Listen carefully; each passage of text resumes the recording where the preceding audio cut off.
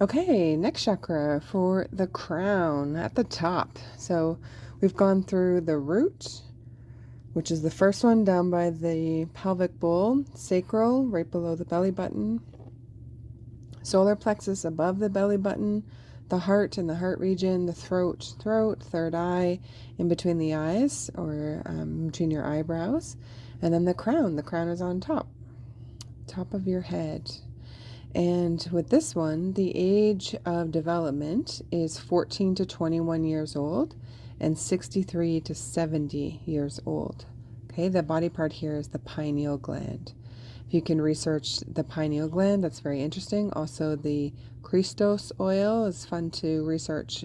That's from the solar plexus moving all the way up to the pineal gland and back down again for 2 days of the month, depending on when you were born. And so it's just a time to know when you're in your power days or when you are to rest or when you are to connect and go within. Just knowing the body and our cycles is just really important for that. You may feel tingles on the top of your head, at the very top or in the back, sometimes even in the back behind the ears. That's all connected to the crown chakra.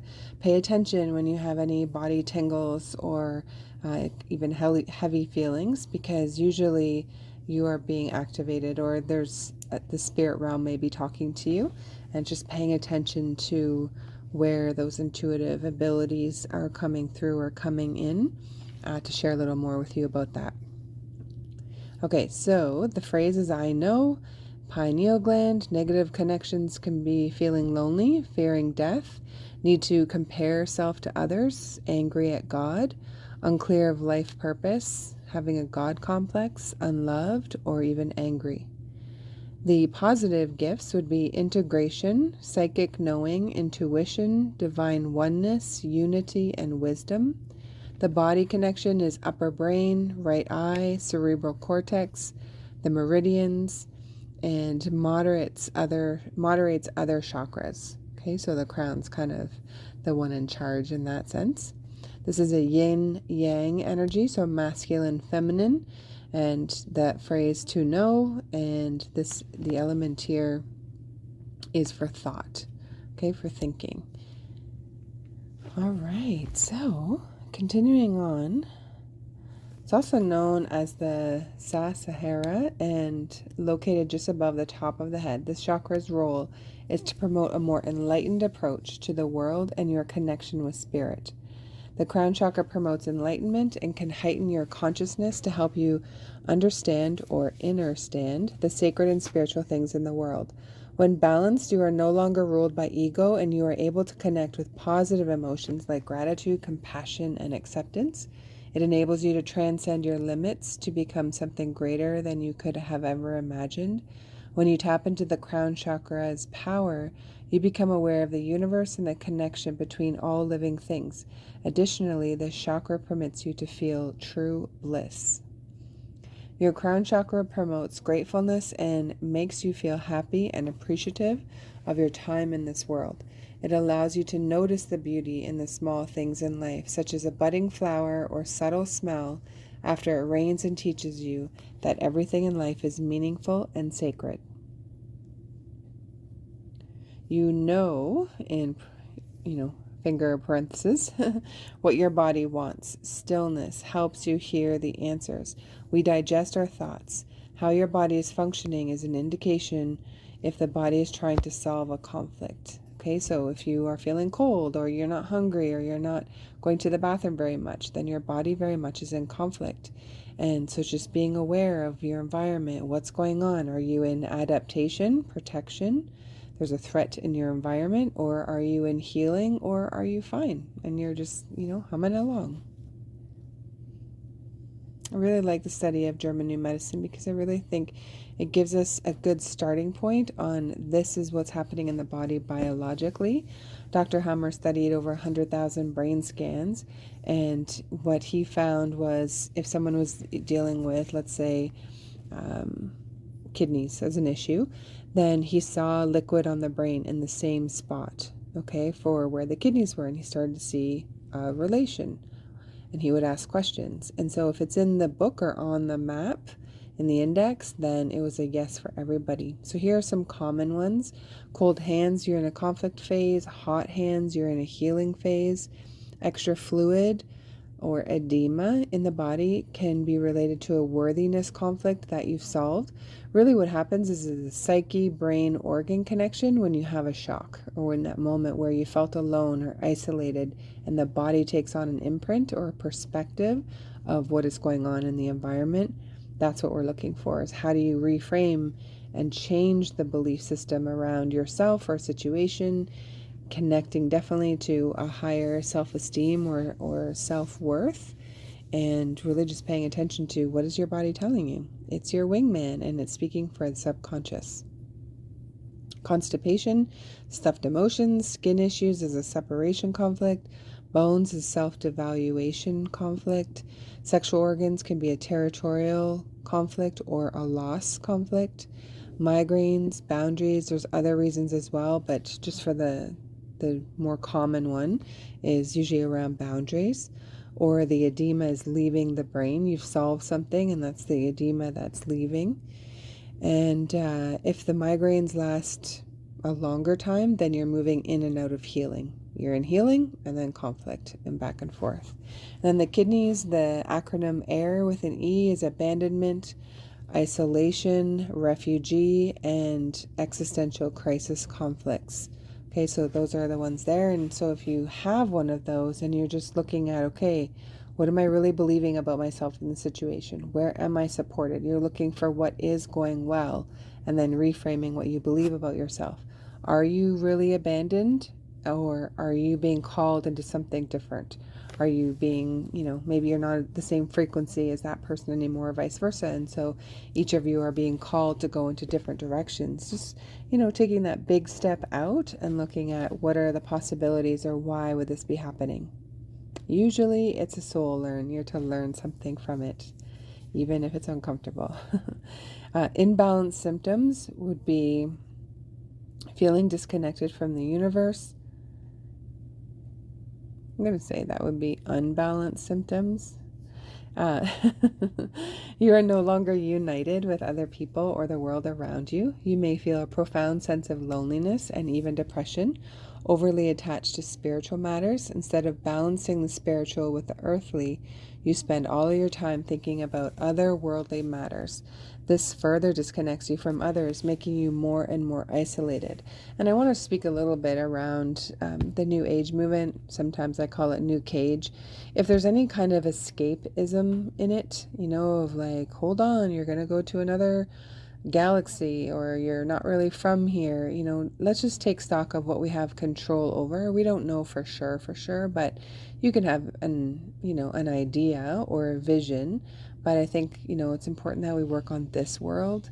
And, being raised Jehovah's Witness, they were always talking about Armageddon, and you got to be a good girl. You got to do good things so you're not shunned from the religion or disfellowship, because you want to make sure you make it to the new earth. There's always this, it's almost like fantasy land in a sense, and not even necessarily taking responsibility for your now, because you're thinking, well, things will go away, or things will be better, or I'll go to another galaxy, or really I'm a unicorn, whatever it is. I just feel that if it's got fear or escapism involved in it, just be very mindful of what it is that you are believing about yourself or your situation to stay in this reality. We are multidimensional beings, I feel, moving up and down through the dimensions. We don't want to escape any certain dimension. We're to learn from it. We're to integrate. We're to integrate our shadows, not try to run and escape them.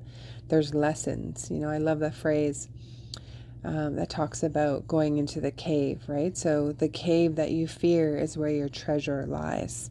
Okay, I love that. And, just showing you that when you take an honest look at what you're hiding or what you're running from, usually it's not that scary, and it's really delicious after you figure it out. Think of it like the level of a video game, and this is that hard level, and how are you going to, slay the dragon or overcome the obstacle so you can collect the gold coin. It's just reframing it in your brain so that you give it a different way of looking at it. Being closed-minded, you may not be open to new ideas or new experiences. Sometimes you may be closed off to specific groups of people that are different from you. Additionally, you may have a me versus them mentality instead of a feeling of oneness. So as above, we have non-duality, feeling of oneness, but we live in a dual world. There is duality all around us, hot, cold, yes, no, feeling of, me versus them. There is a place for it, but just be mindful. If you're in any kind of victimhood thinking, then you're just stuck. You're stuck in a loop. And if you're judging other people, then be my recommendation to switch into curiosity instead. I wonder why they believe that. I wonder why they're doing that thing, as opposed to judging them. Because judging usually just further, is connecting to something you believe in yourself about that. Maybe as you're pointing a finger, there's something similar that you also deal with. And when we can move to a place of curiosity, or that's interesting, that can be a response when someone says something and either you don't like it or you need to process or you're not sure how you feel about it. That's an interesting perspective. That's all you need to say, right? Not shaming, not needing to be right, all of those things. We're learning how to, love and appreciate our ego, but be in a space where it doesn't need to take over, or we don't need to go run and hide, right? Being very mindful of the energy that we're in at all times. Okay, here is, these are really pretty crystals.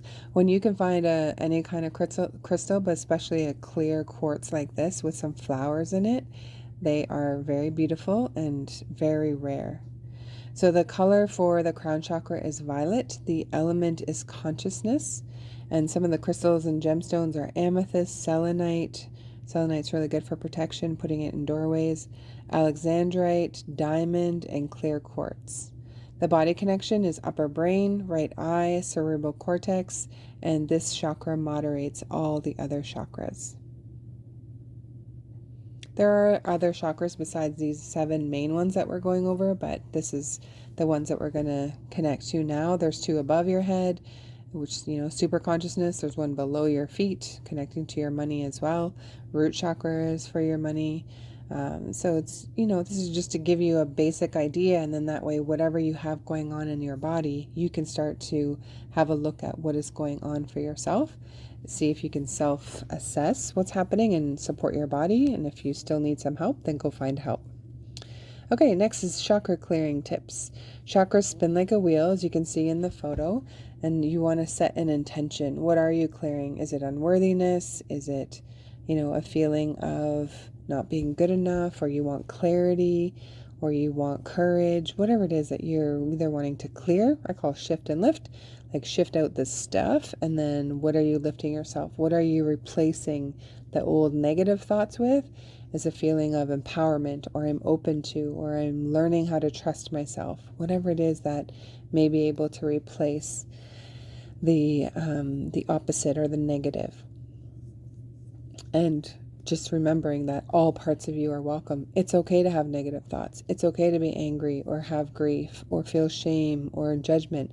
You just want to be careful you're not staying there too long, right? It's there, it's showing up for a reason. So again, it's just getting curious. Why is it there? Okay, so again, you can add in whatever comes up intuitively, whatever you want to clear, whatever you're calling in, and trust yourself. Okay, your first answers are usually the perfect answer.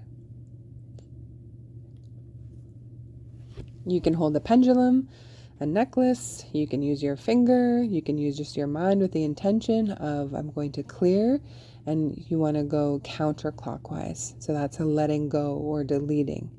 And then after you're done that, you can go over the whole body if you like, and then scan and start from the top again and put in what you want, going in a clockwise motion. So either rebalancing or adding in. Okay, and so it's just a way to move energy or to feel like you're balanced. You can imagine light as well, going from the top of your head all the way down, whatever feels good to you. Here's the chakras listed again. Okay, next, foods for the crown. So juicing or fasting can help to cleanse and detoxify the body of toxins. Water that's alkaline and structured, You can see Emoto's work. He's from Japan, but you could also put Celtic sea salt in your water and then it becomes an electrolyte. Highly recommend that. Eating alkaline foods or low on the glycemic index, breath work, and sunshine. That is probably the number one, even before food and water, is make sure that you are getting sun. So sun gazing in the morning and then the hour before the sun goes down as one thing, and breath work. So you can do a box breath, 4 breaths in, hold for 4, 4 out, and then wait until your body's ready to breathe in again. You can take a breath in and then your way out until it feels good. See how long you can hold it for. If you're by yourself, time it. If you're with others, then just play a game and see who can hold it the longest. The bunny breath, 2 quick in and 1 long one out, is going to bring your body back to homeostasis after 3 breaths. So it's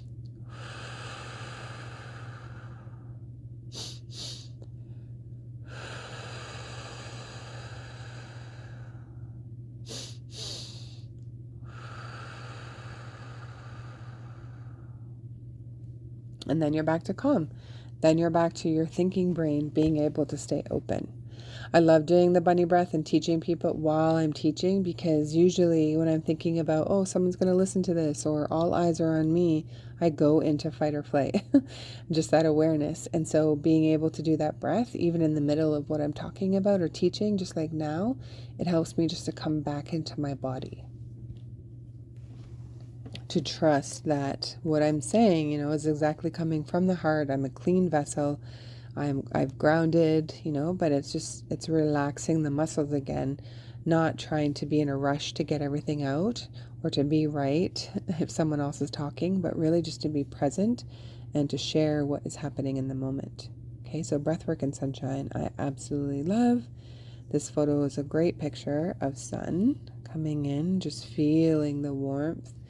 Safe masculine energy from Father Sky, and even just imagining, spirit just connecting to you through your crown or your higher self. You can imagine as an egg shape coming down through your body, right where you're not alone. You are by yourself, but with resources. I love that.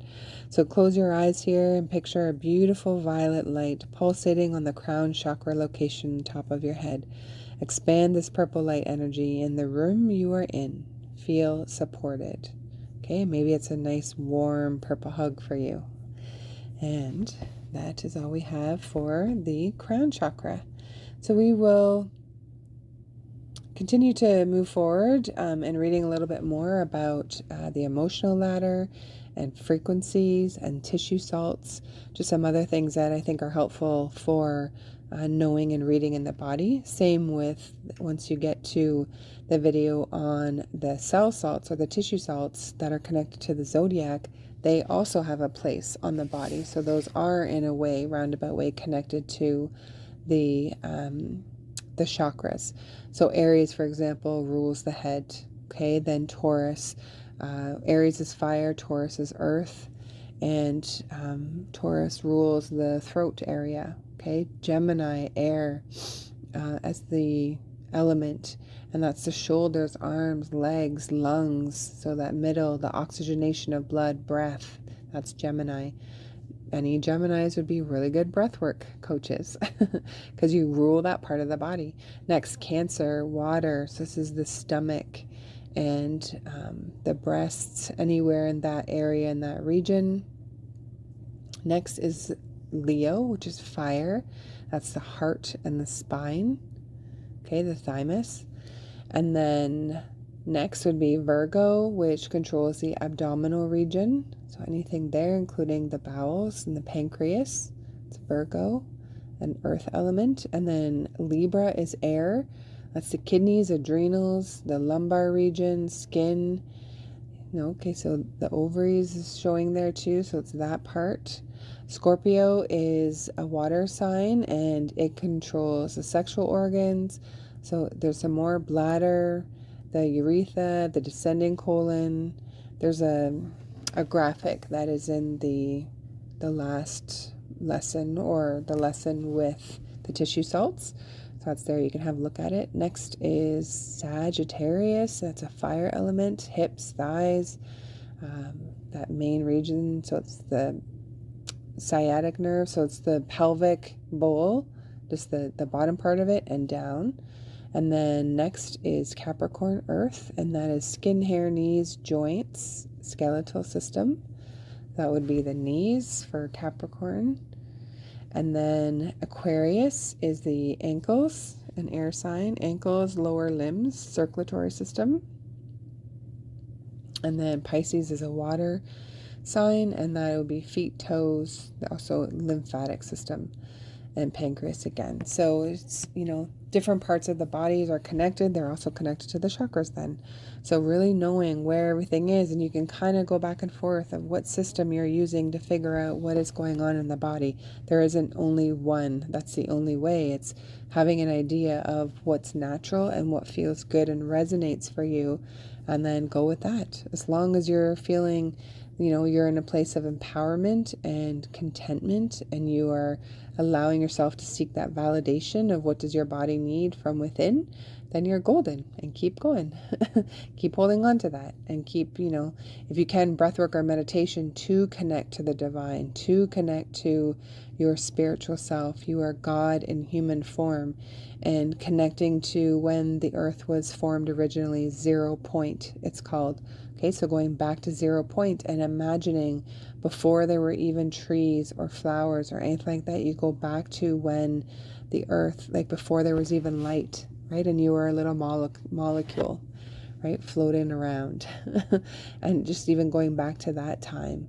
And from there, we have been everything in the world. So, as more and more people connect to that deeper inner standing of who we really are, then there will be less fights and division and racism and all of that, because we will begin to love each other for being a human, right? For being in our lives, for being a beautiful soul in human experience with us, and getting curious and seeing, what do you have to share? Oh, okay, cool. What do you have to share, right? It's just a different way of communicating and connecting, shifting out of that old programming of kids are to be seen and not heard to, wonderment and awe of, I think the kids, we all have an aspect of intuitive abilities, but even just looking at the kids now who are better frequency readers than we are, because they don't have the trauma bonding that we have, being in that, we are in a constant state of fight or flight. Kids are not in that as much. And so they are definitely connected to the spirit realm. So listen to what they have to say, and they're sharing with you. If they're like, hey, we need a drink of water, let's put in a door, in this area, or let's move here.